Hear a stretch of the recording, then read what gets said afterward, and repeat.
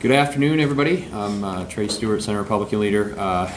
Thanks for being here today and adjusting on the fly as it's a busy day in the State House, and for those that are joining us electronically as well.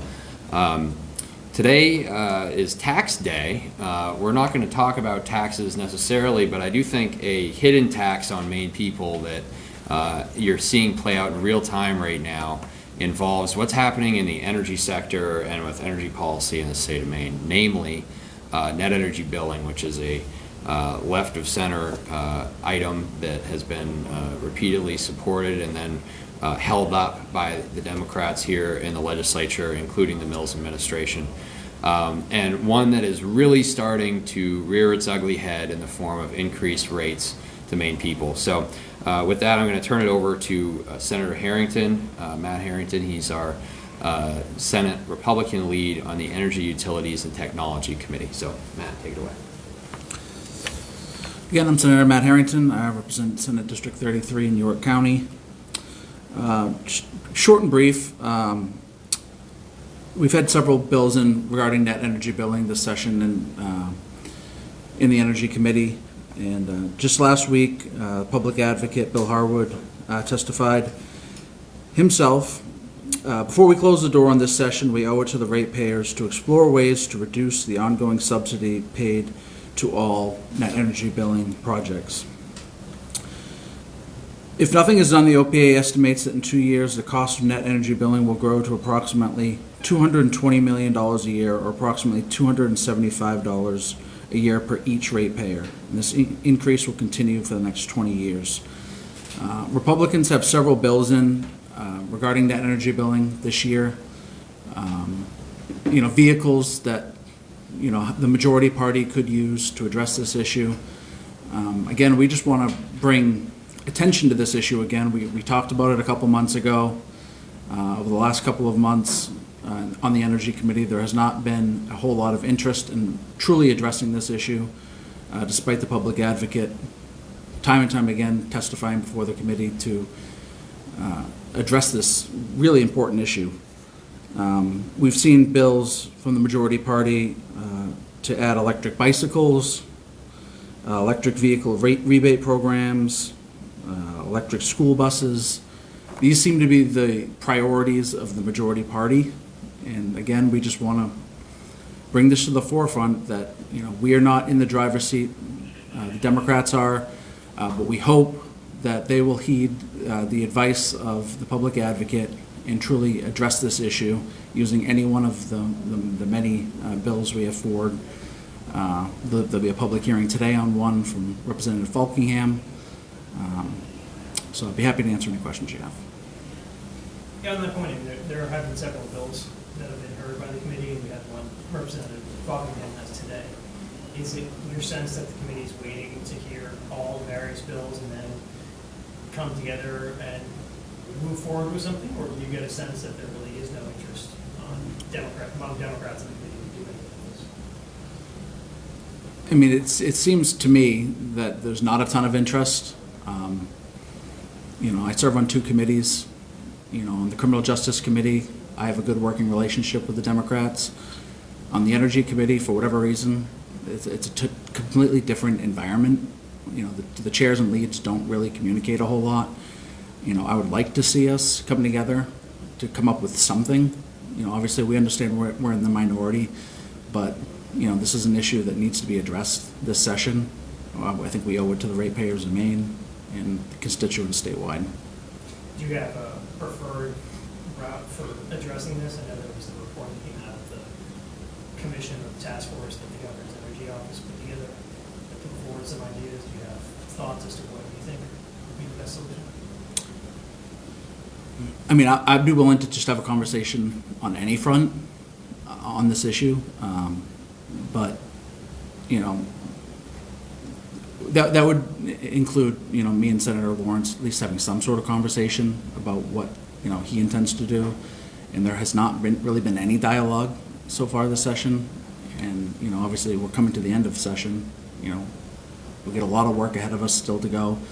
But I would just like to see some sort of conversation be had. We had a bill just last week Representative Foster's bill. And, you know, while that completely did away with net energy billing, you know, there really did not seem to be any sort of willingness to even compromise on the issue. And I think going forward, we need to at least have some conversation about it.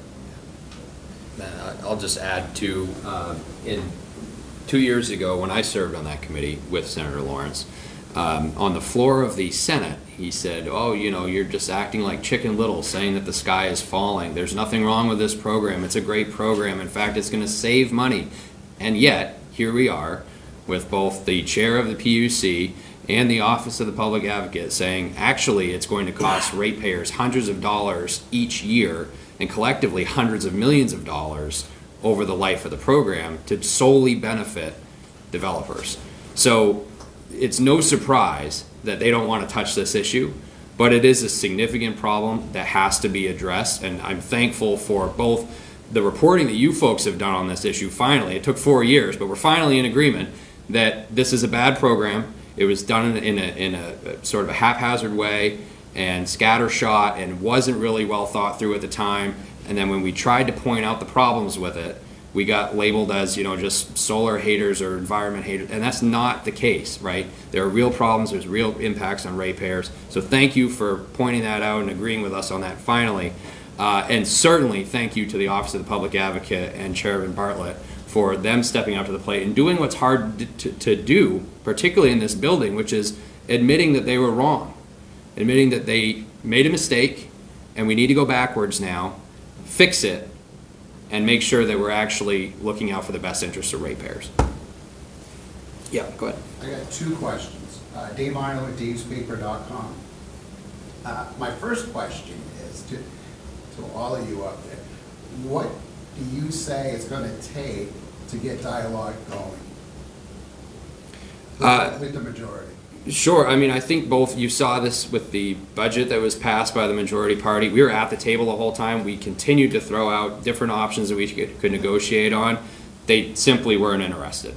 I think what you're experiencing right now, what we're all experiencing right now, is what's called the tyranny of the majority, where simply power goes to their heads. That's what we're dealing with.